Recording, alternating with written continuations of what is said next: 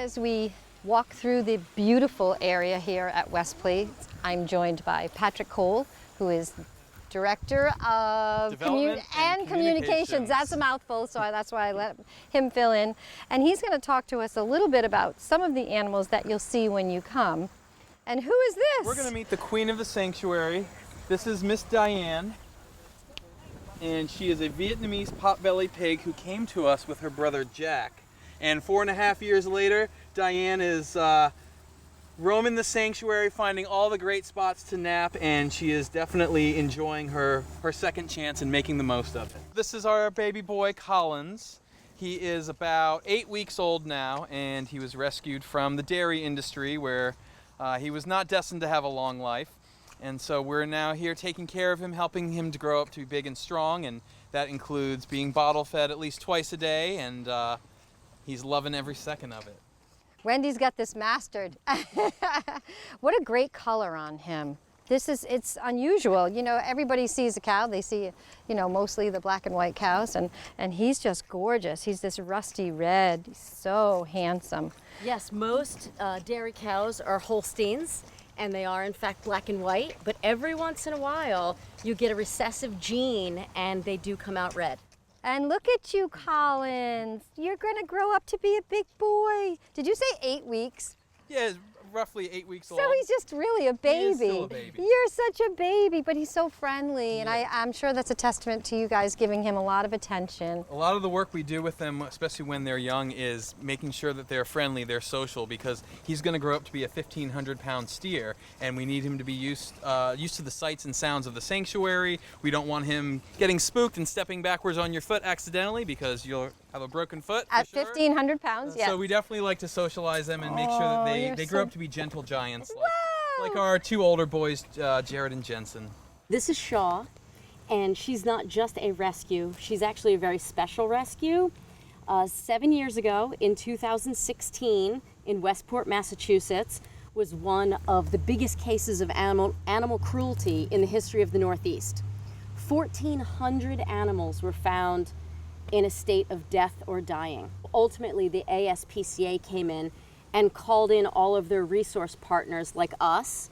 We actually took in 67 rescues out of the 1,100 surviving.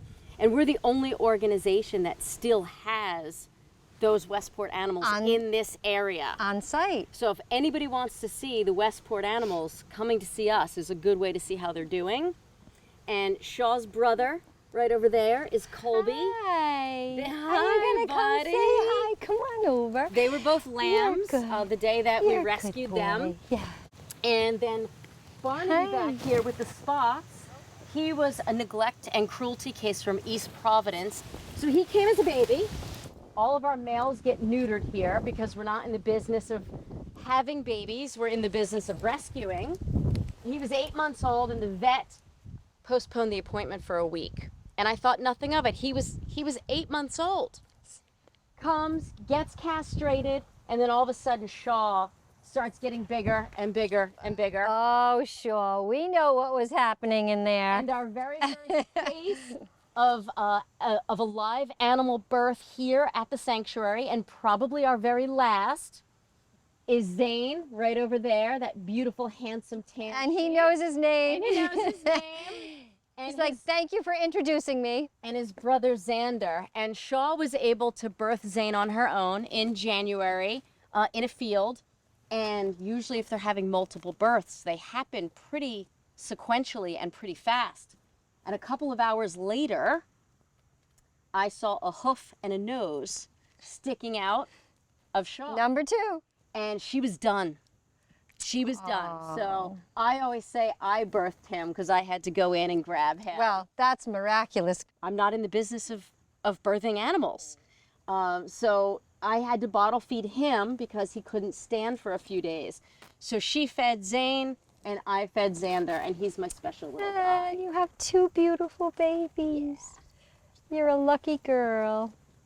Well, this is just an amazing story. And again, from the Westport cruelty to this. It was enough to rescue them. I never realized that she would also have a family.